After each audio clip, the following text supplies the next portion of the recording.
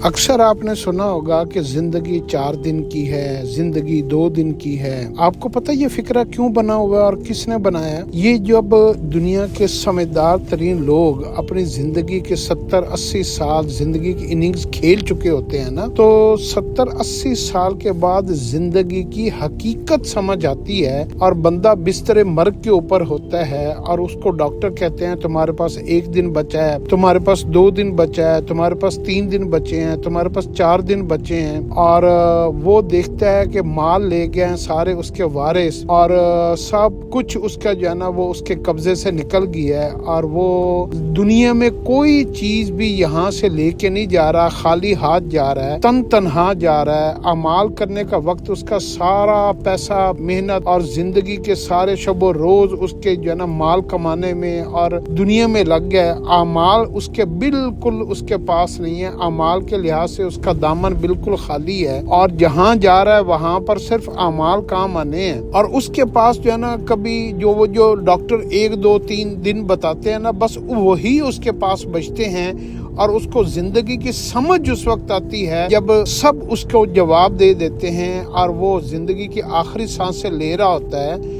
तो फिर उसको समझ आती है ओहो जिंदगी तो ये थी कि जिंदगी तो आखिरत की और मैं तो जिंदगी सारी जाया कर बैठा हूँ। तो उसको जिंदगी की हकीकत फिर समझ आती है। इस वजह से उसे पता चलता है कि मेरी जिंदगी 4 दिन की है, जिंदगी 2 दिन की है और जिंदगी जो है ना, तो इस वजह से इंसान जो है ना धोखे में पड़ा रहता है। और ये हमारे बड़ों ने कहावत बनाई है कि जिंदगी 4 दिन की है, क्योंकि जिंदगी जब समझ आती है ना उस वक्त तक जिंदगी गुजर चुकी होती है। और अगर आपने जिंदगी की यही हकीकत 30, 35, 40 साल में अगर आपने समझ लिया है और आपका इंतकाल 80 साल में, ये 70 में हुआ है, तो 40 साल के बाद जो दरमियान में 30-35 साल का जो वक्त है, आपकी असल जिंदगी फिर सही गुजरनी है। वरना सारे इंसानों की जिंदगी ऐसे ही गुजर रही है कि जिंदगी की आखिरी सांसों में उसको जिंदगी की समझ आती है और जिंदगी खत्म हो चुकी होती है।